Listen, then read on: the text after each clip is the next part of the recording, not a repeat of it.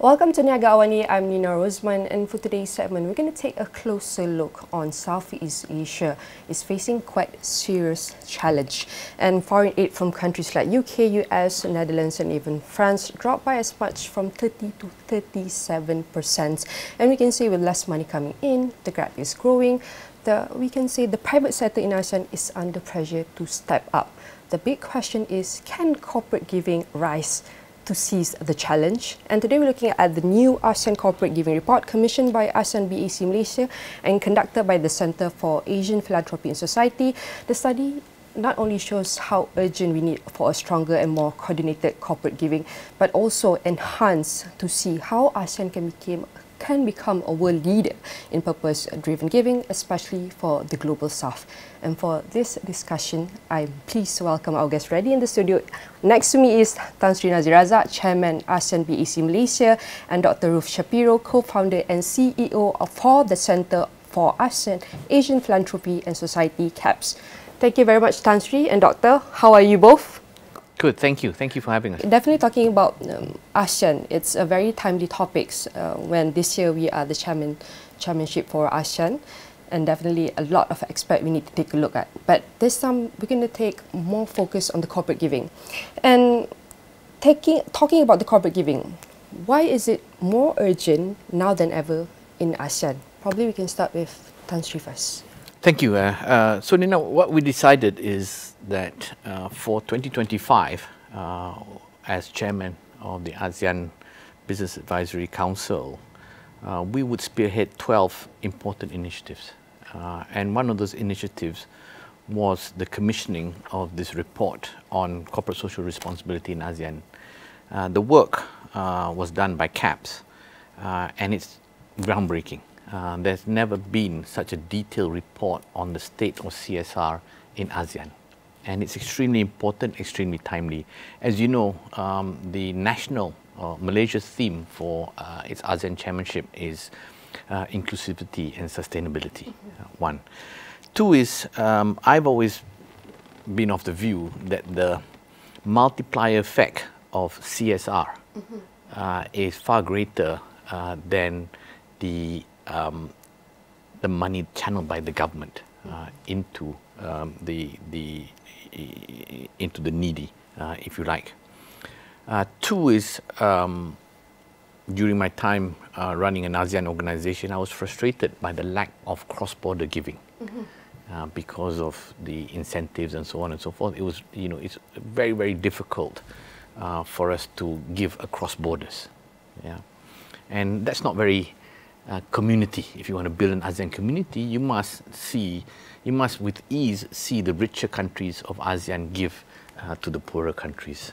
The third reason is that CSR has somewhat been sidelined a little bit with the rise of ESG.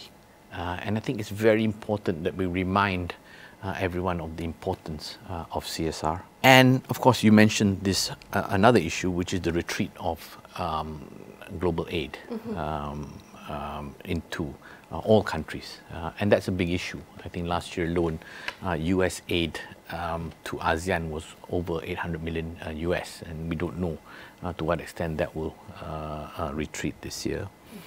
And also, relatedly, I think there are a lot of governments have fiscal challenges in terms of their budgets, etc. And it's very important that corporates give back to society. So those were the main reasons why we commissioned this report.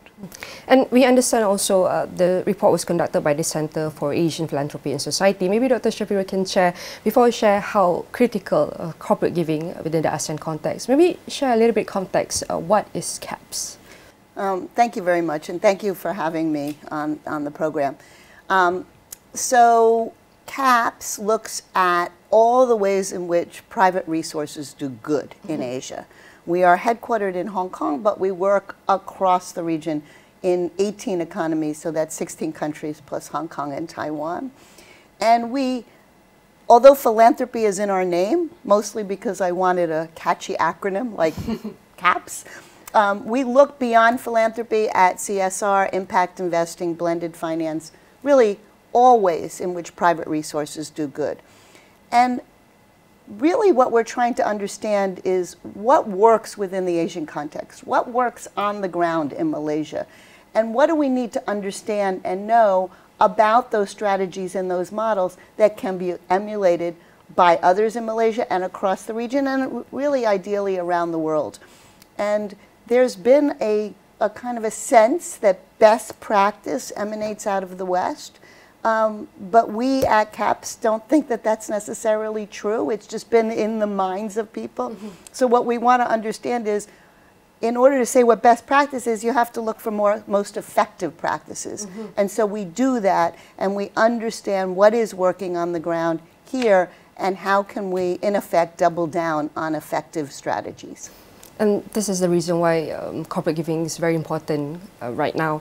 Tan Sri, we know that you personally champion this report. Maybe explain, why do you champion this report, and how does it fit into the ASEAN-BAC 2025 priorities? Well, ASEAN-BAC essentially picked 12 projects that I think will move the dial in terms of development of ASEAN and also integration of ASEAN. And I think raising the level of CSR is extremely important on both scores. And I think, Ruth will probably go into it later, but corporate giving, interestingly, in this part of the world, is quite different to the West. There's a lot of corporate giving that is focused on nation-building elements, like education, like healthcare. So we cannot afford for that to reduce. What we need is for that to increase. And for that to increase, there's a lot of policy and overall ecosystem reforms that I think would be very, very effective. And I think that with the report today, hopefully, the report's actually quite specific in terms of the state of CSR in each country, in terms of the tax breaks and so on and so forth, and also looking at some other countries. As you know, India today, they have, it's mandatory that 2% of corporate profits before tax is actually dedicated to CSR. And that's very, very powerful. I'm not sure whether I would recommend it in ASEAN, but it's important to lay out the possible strategies to increase the amount of corporate giving in ASEAN. And when I ran CIMB, one of the things I did was set up the CIMB Foundation. And I love the work that we did in CIMB Foundation. I mean, of course, CIMB backed squash as a sport. We promoted Nicole David, but there was the kind of less profiled work that we did in terms of developing young squash talents in Malaysia. And look, some of them, Sivasangari actually was a beneficiary of that program. Yeah, and of course, there's also many, many segments of society that benefited from the CIMB Foundation. And I really believe that if we can scale up, more and more companies set up foundations, more and more companies give to society, the communities they serve, the needy that are there, I think it will make ASEAN just that bit more integrated and that much of a better place to be. Dr. Shapiro, your research shows untapped potential in ASEAN corporate giving. What are the most surprising gaps that you have found from the beginning until the end of the research?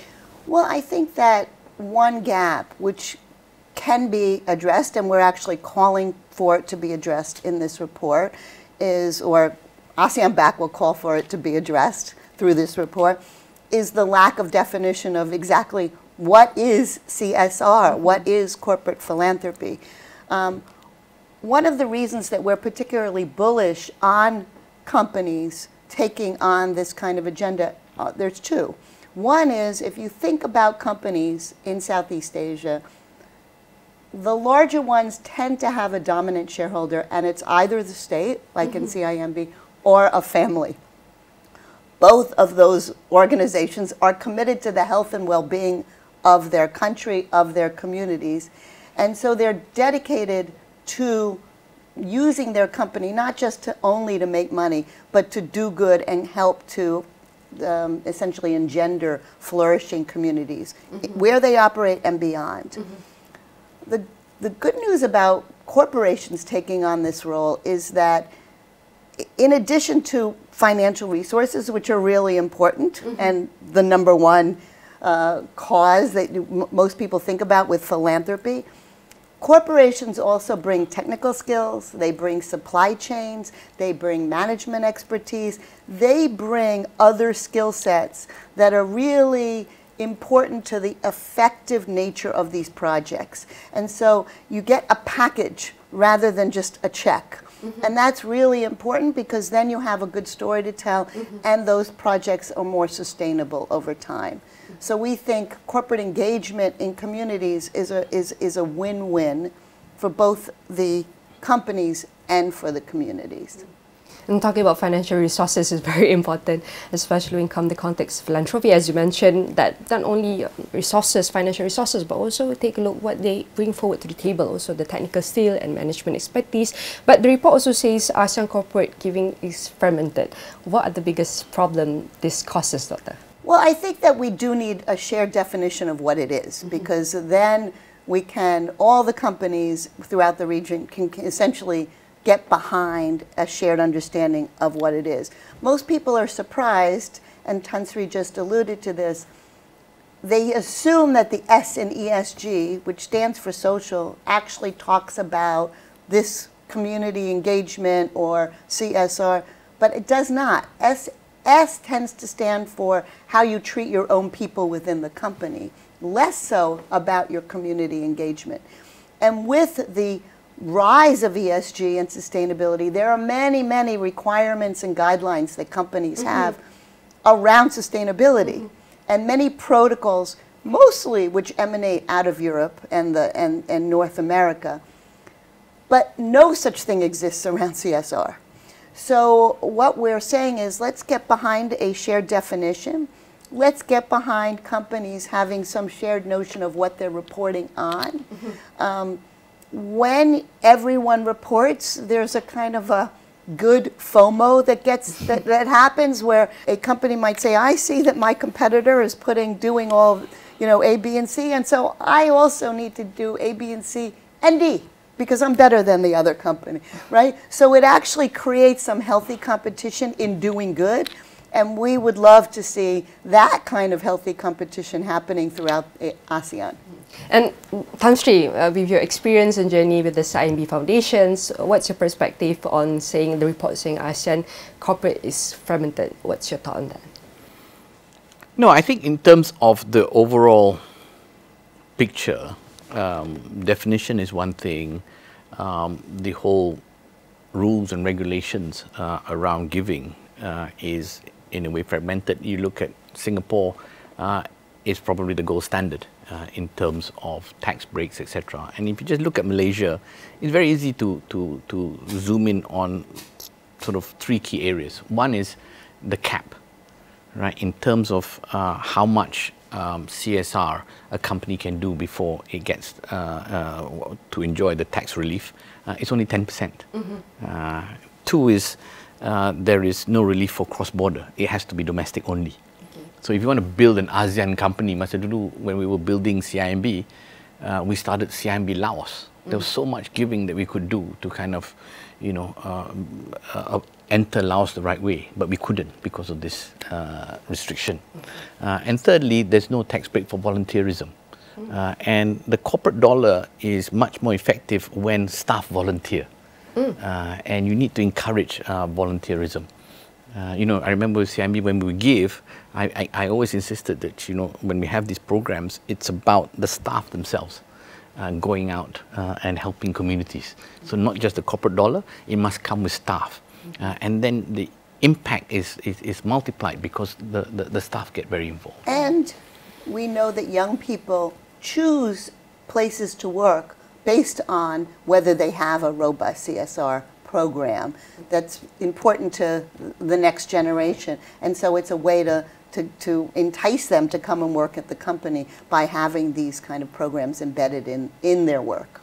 Not only giving dollars out, it's the staff, because we know that people, community, that's how they collaborate other than the system actually. And For Tan Sri, we want to take a look at the ASEAN. How can ASEAN become a global leader in purpose-driven giving, especially in the global south, taking into considerations whatever challenges, opportunities or trend within the global? Maybe you can share. I think certainly. ASEAN is, apart from the EU, the most successful regional organization already. And I think in the area of CSR, if the leaders, ASEAN Secretariat, read this report and take on this challenge of elevating CSR in the region, then you can easily imagine how we could port this new framework to other parts of the world.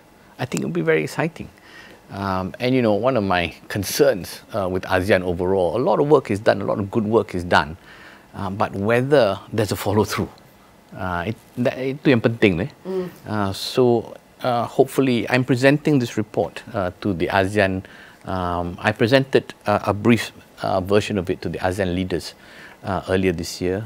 Next month, I'll be presenting it to the ASEAN economic ministers, as well as the ASEAN Secretariat, and I'm really going to push for them to take it seriously and take on the recommendations, including getting the ASEAN Secretariat to put together a task force to focus on definitions, focus on how we can set what are the gold standards for each country to adopt in terms of rules, regulations, ecosystems, etc. And you know, one of the things that Ruth's team struggle with is the lack of definition and the lack of data. So one of the things is we need to do is consolidate all the data so that we can have a kind of starting point of where we are today in numbers, and then what is the aspiration in terms of how much ASEAN can do. I mean, today, if you use the US percentages, then you're talking about maybe $5.5 billion that should be in CSR. We do not know the exact numbers, what's there, but we should. Yeah, and inshallah, once we put this framework together, ASEAN can maybe do more, because of course our level of development is different to the US. We should be putting more corporate dollar in CSR. I just wanted to comment on what Tan Sri just said. So if you look at where the money's going, we had to generate data, actually, because it didn't exist, but we did, and we can stand behind how we did that. 19% of CSR money right now in ASEAN is going to education. 11% goes to health, and 9% both to environment and skilling. And as Tan Sri said, these are fundamental building blocks of economic development and growth. So these are really important factors to the continued, essentially, flourishing of ASEAN as a region. And then, you know, when you think about how to incentivize, what we say about tax breaks, tax incentives, is that in this part of the world, government matters, or government looms large. So if you ask a philanthropist, do you do this because of a tax break? I will guarantee you that 99.9% of the time they will say, no, of course not. I'm doing it from my heart. But do they try to get that tax break? Yes, they do. But more importantly, it's the government signaling. So when Singapore gives a 250% subsidy on corporate giving and individual giving, that's the government of Singapore saying, we want you to do this, and we're going to put our money where our mouth is to incentivize you. And so that messaging is important because companies want to act in alignment with their own governments. And so they're looking for the signaling. They're aware of the signaling. Developing this framework is not easy, as we require every corporations, every cooperative from every layers of governments, private sector, and we know that this requires huge responsibility and commitment. And you're presenting the framework. How can you ensure that the corporate giving match national goals without compromising the authenticity and losing the company interests, Tan Sri? No, I don't think. Basically, what we will do is present this report and for the governments to follow through. Yeah, and of course, in terms of giving, there's a lot of you know, people talk about authenticity, genuineness and all that. I think what's important is in the end of the day they give, right? Whether what the real motive is, it doesn't matter to me. In the end of the day, if the outcome is more money goes to communities in need, I don't care whether there was authenticity in motive. In the end of the day, the people are better off. Good is done. You know, in the end of the day, you ask the people, the receiver, are they better off? If they say yes, then that's a good thing. Yeah. So I want to give just a few examples, if I might. What's growing is what we call public-private philanthropic partnerships or public-private partnerships for social good. Remember that most people, when they say public-private partnerships, they're talking about the establishment of a port or a toll road and where the company is building it, right, and income gets derived. For social good, it's much more difficult because there's not really an exit strategy in the same way, nor is there an income-generating strategy. Yet, we see these kinds of arrangements proliferating, and they can start from different places. So in the Philippines, which we all know is somewhat, unfortunately for that country, ground zero when it comes to climate change, every natural disaster happening there, the government turned to the large companies and said, we cannot handle disaster response adequately. You've got to help us. And so all the big companies essentially worked together to establish the Philippine Disaster Resilience Foundation to say, okay, you know, this company is really good at development of buildings. This company is great at electricity. This company is terrific at agriculture. And they divvied up who's responsible for what kinds of activities and where. Where are you strong? Are you strong in the middle of the country, at, you know, in Luzon, in Mindanao? And so when a disaster happens, there's a rational approach to utilize the resources of all the companies that they've agreed to. That's a great example. Another example here in Malaysia is what came out. It came from Khazanah, and it's called Yayasan Amir. And Khazanah figured out that they themselves needed more employees who could really think on their feet, be creative, have decision-making and innovation skills. And so they, a couple of very dynamic people from Khazanah created a foundation to work with schools in a way that allows students to have more confidence, to make decisions, to be creative, to have voice. And those students tend to score very high on standardized tests. And so the thinking came out of Khazanah, and the government of Malaysia has now picked up the work of Yayasan Amir and rolling it out throughout the country. And so that's another great example of kind of incubating these ideas from the private sector, but helping the country as a whole. What are some of the ASEAN's giving culture differ from other parts of Asia, example from India or Singapore? Well, Singapore, we have to remember that most of the big companies in Singapore are government-linked companies. I mean, it's called Singapore Inc. for a reason, right? And so they are, by definition, kind of imbued and connected to the government economic development agenda. And that includes the region. So Singapore has had a number of efforts to reach out into ASEAN to help build capacity, primarily historically through the Temasek Foundation, but through other types of companies. DBS has such work, but it's a government-linked.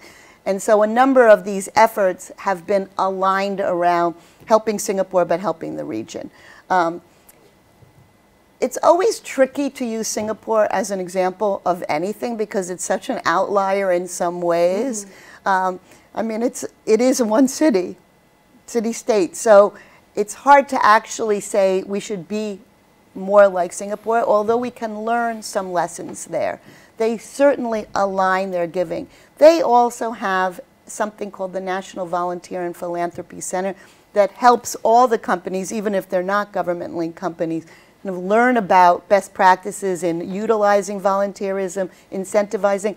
And Singapore does have a formula, to your earlier point, of allowing for tax credits for companies that use volunteers to address those CSR projects. There's a way to count that toward their overall CSR spend, which is very healthy. And we need a very effective, good leadership to lead all of these framework, policies, projects, developments, integrations. Tan Sri, what is ASEAN BAC's main call to action, and how will you rally regional business leaders? Well, we are going to present to the governments.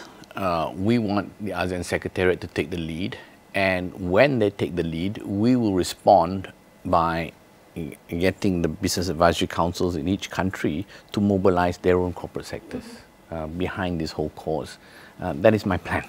That is my plan, and I think, and the corporates will respond positively because I do know a lot of corporates who are actually, some have told me, yeah, actually, we're so bogged down with this ESG, we've kind of forgotten the CSR. If you recall, 10 years ago, all talk was about CSR. Right. Even in Malaysia at that point in time, the government was telling GLCs 1% of pre-tax profits should go to CSR. When was the last time you heard about CSR here? It's been some time. Everything is on ESG, environment, etc. It's an issue. But there are win-wins where you can look at sustainability and you can look at CSR, like sustainable livelihoods, or those kinds of projects that essentially allow you to tick both boxes. And we need those in a region. Marine protected areas allow you to tick both boxes. So we need to be thinking of innovative ways to do CSR in ways that also help the environment. And the good news is there's a lot of great work happening already on the ground. And I might add that we think CAP's value add is that humility is one of the values that are traditional values within essentially families and companies in ASEAN. And humility is great. Except then you're not telling the world what you're doing, and you may be doing really innovative, exciting work, but who would know about it because you're being too humble? So in some ways we see that as part of our role, but the call for better reporting allows others to see that there is great work happening on the ground, and that there are some models that are maybe homegrown that are worth understanding and emulating. And we do not want the great work to go to waste, and definitely all the planning, the execution within this framework, within this report we are planning right now, all of this will be driven by the younger generation, Tan Sri. And you mentioned also about the younger generation participation in the culture of giving. We know that a lot of people nowadays, especially younger generation, we are facing with Gen Z is coming into the workplace right now. Right. Younger generation want companies to have a purpose. How can ASEAN really answer this call, Tan Sri? I think it answers this call by recognizing that it must have the framework, make it easy for companies to focus on purpose, and within that purpose also is to help communities that they serve. And profit is one thing. I think companies must state purpose first. Yeah, and profits come out of it. And within purpose must always be an element of helping society. Yeah, and that must be built into company purpose. If you look at annual reports today, there's not enough focus on purpose. Yeah, and that needs to be built up. And I think a lot of that is contained in this report, by the way.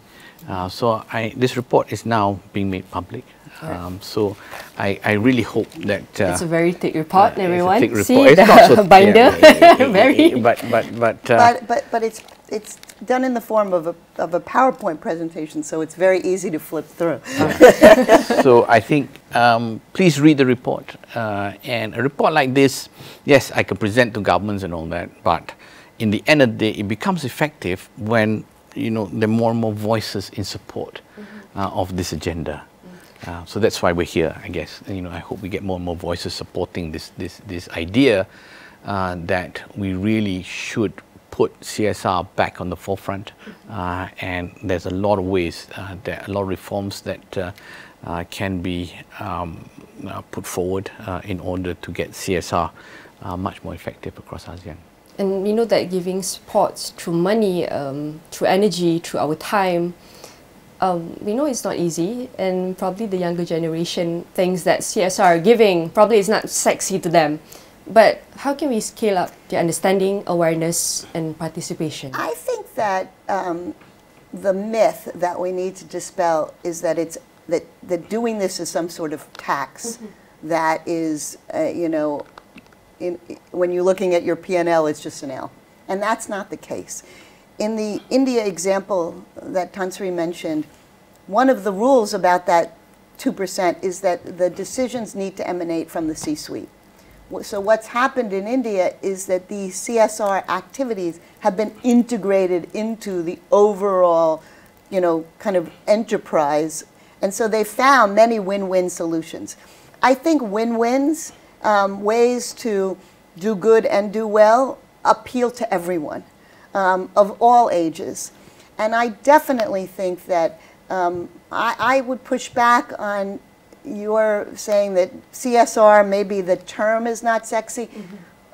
Profit with purpose, doing good and doing well, finding win-win ways, that does appeal to young people. And one of the real growth areas in Malaysia are social enterprises, which endeavor to do just that. Those are businesses that are seeking to do good and do well. And those are driven primarily by young people who want to figure out alternative ways to do this. So from small social enterprises to large companies like CIMB, there's a lot of opportunity to think creatively about integrating, helping the community into the business in more sustainable and impactful manners. And I just add, you know, I've been interviewing young people for many, many years. And, you know, when I first started in the 90s, it was very much, it was very much Gordon Gekko, Wall Street types. Right. But as we evolved, you know, in the past 10 years, the next generation, if you interview and don't talk about how you help society as a company, you put them off. CSR is a very, very important element for the next generation. This is very inspiring story, experience you have just shared with us. I want to say thank you very much for coming here and sharing all of this journey. And again, I say thank you very much to Tan Sri Nazir Razak, Chairman ASEAN-BAC Malaysia, and Dr. Ruth Shapiro, co-founder and CEO of the Center for Asian Philanthropy and Society CAPS. I hope to see you again. You'll be very busy. Thank you very much. And definitely all of our discussion here will be featured in AstroNet.com and across all social media platforms. And this is the end of the section. See you next time.